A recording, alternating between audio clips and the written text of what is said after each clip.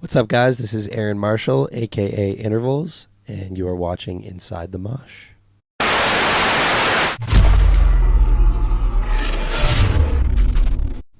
This is Anne Howard from Inside The Mosh, and I'm here with... Aaron Marshall, aka Intervals. How are you doing today? We're in a very cloudy Cardiff. We are. I'm good.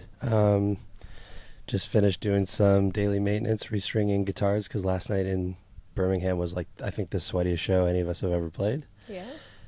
Rager, though, favorite crowd so far. Yeah, how come they're your favourite crowd? And Just good energy. yeah.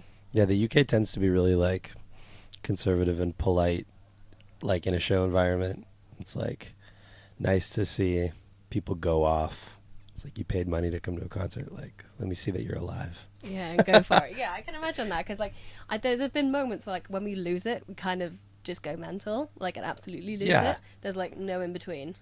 It's like, Yeah, no middle ground. no. Song ends, dead silence. I don't know how to read it. So I just start clowning the audience and hopefully they... Oh, we love that. Good. I'll do a bunch of that tonight then. Add a bit of sarcasm in, and we're just like, Oh, yeah. putty in your hands, and it's all good. It's probably the vast majority of my set is sarcasm. I think music is like the most minimal component of what I do.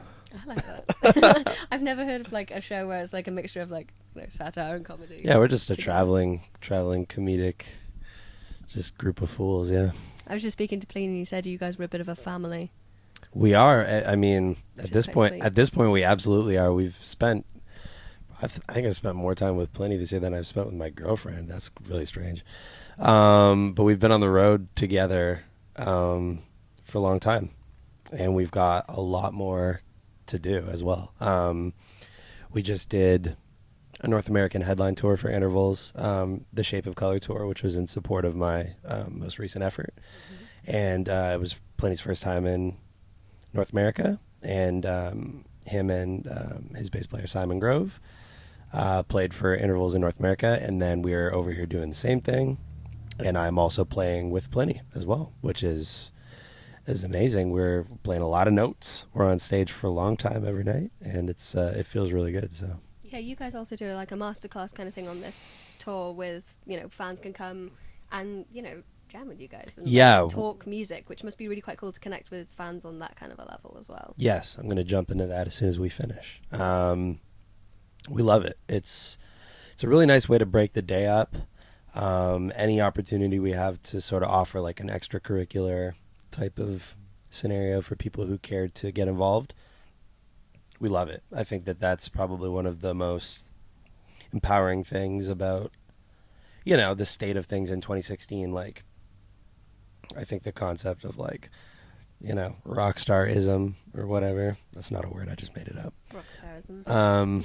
You know, there's like, I don't think that level of anonymity exists as much with what we do, and we're all just like real dudes. Like, you know, there's no real ego when it comes to that kind of stuff. So we love to have people come out early and get involved, and if we can share an experience for 60 minutes with people who care to have a unique one with us, then that just like all the better, you know. It must add another level onto the whole like meet and greet culture that's kind of going around at the moment, where lots of bands, you know, like 50 Yeah. quid, come spend some time with me for a bit.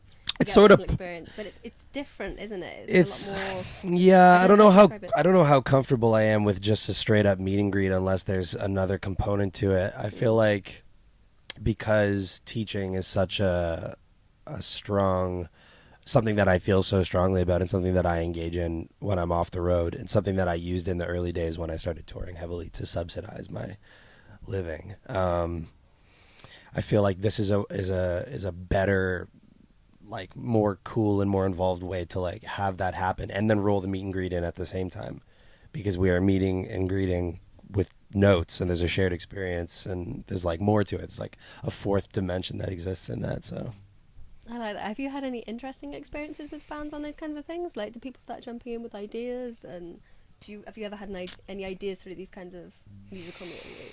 So I like the big groups, I'll say. I think that having a large group of people is more conducive to like a really unique experience, and everybody takes something really fun away from that. Small groups are good too, but I think that yeah, it's, you know, usually the most fun ones are like a larger group situation, and then you'll have, you know, I don't know, we've had some, yeah, maybe some some people who are a little extra or whatever, but that's cool. Pardon me. Everybody's a personality, you know. So Yeah, and I guess it's easier to interact with a slightly bigger crowd sometimes, like, especially if you don't know people. At the end of the day, it's a room full of strangers, and you've got to create a thing. I guess that makes it feels it more like easier. a clinic, which Yeah. is like kind of what we would do normally in like a music store or like in any other scenario, rather than it just be like a tag team lesson thing. Yeah, You I know, like that. so That sounds yeah, me really too. It's great. Yeah, it sounds a lot more organic and Yeah. that kind of, and people then can like go see your show and go like, oh, you know, I've been with them, I've seen Yeah. how they play and stuff, and that's obviously very inspirational for people.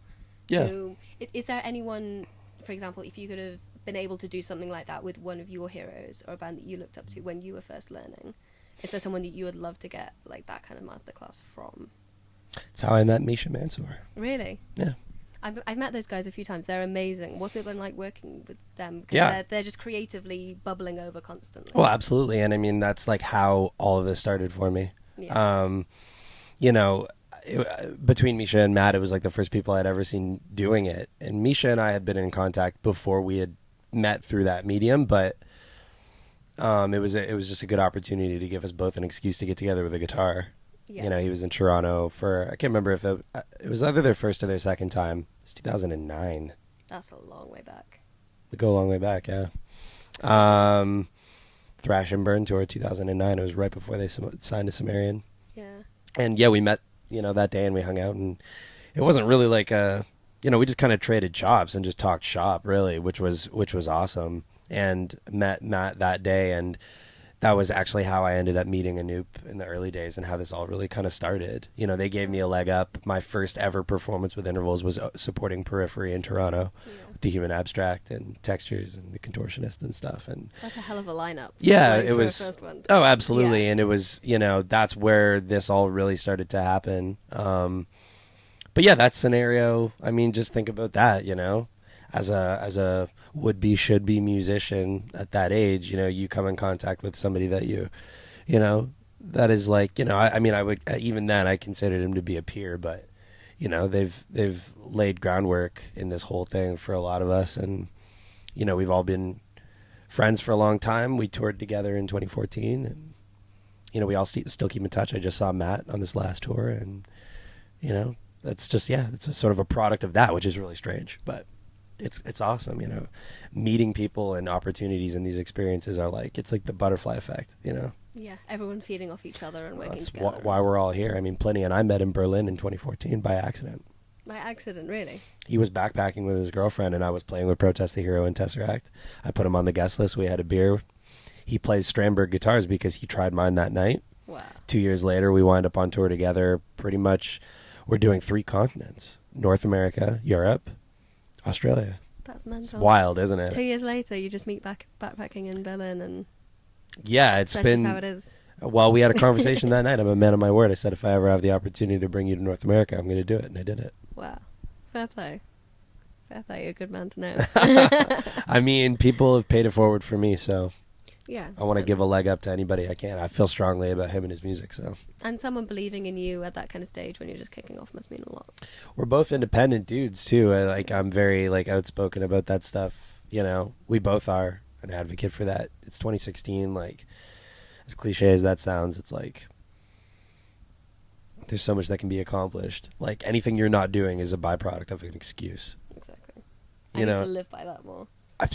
I mean, that's harsh to hear for some people, I think, but it's like more so than ever. It's like the tools are available, and if you come up with any reasons to sort of like deflect what I just said, it just falls under the excuse category. Like, stop putting time and effort into that and go do something about it, because if you're capable, you make unadulterated, like unfiltered, honest art. Like, nobody can hold you down. You just got to get it out there. It's like being guilty by omission, isn't it? Like, you're guilty of an act if you just don't do anything. It's so, you're so capable. Yeah. Like, the proverbial you is so capable of doing the thing, whatever that is. I was very broad and very specific at the same insert time. thing here. Insert thing, yeah. Yeah. But it's the truth. No, it's very true. And, like, that shows through your music that you're very much, you know, you try out different things in different albums. Yeah. Like, you know, in The Sound of Colour, you go back to instrumental, whereas in the Mhm. the album before that, you had vocals, and you're Mhm. trying out that. And I back to instrumentals again. Is there something... You know, obviously vocals is an instrument, like... Sure. And you use that in different ways in your music. Is there an instrument or a different style of music or something that you really want to build on and try as a musician? I might You fuck haven't around done and yet. put a synth on stage with me next cycle, Yeah. and like I want to do cool shit like that. I've been wanting to incorporate that kind of stuff into my music, and I feel like that's a good vehicle for other sounds, and rather than just like stuff them in the backing track, which is pretty commonplace for these days. Like I'd like to be able to perform some things off my instrument. Yeah. I also play drums, but it's not like I'm going to get on a drum set on stage, so it's not the most conducive for that. I'd really like to get a hung drum, Oh yeah. which is like one of those convex sort of steel pan Yeah. scenarios.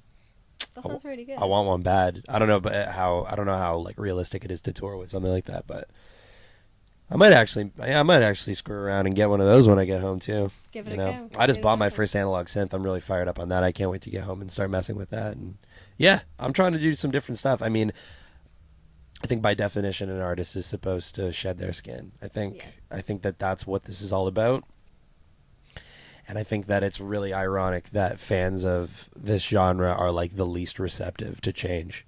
And it's like you're a fan of progressive and technical music. Yeah. Emphasis on progressive. And it's got to be progressive. You know what I mean? And it's like to be able to do the same thing over and over again is like the antithesis of that, Yeah. of the genre. Definitely. So it's like I always find it really crazy to see backlash when an artist tries something new. And another point, I made this point with somebody in an interview at TechFest. It's like when an artist does that, it's like they're not to be written off. It's just a snapshot. Yeah. That's how I felt in 2015 when I made the record. You got to try something new. Yeah, I might sound completely different next time because that's how I feel. But Yeah. like, you just got to trust that it's like that's the thing to do. So Exactly. This is Anchor with Inside The Mosh. I'm with Impulse. thank you very much. Thank you very much.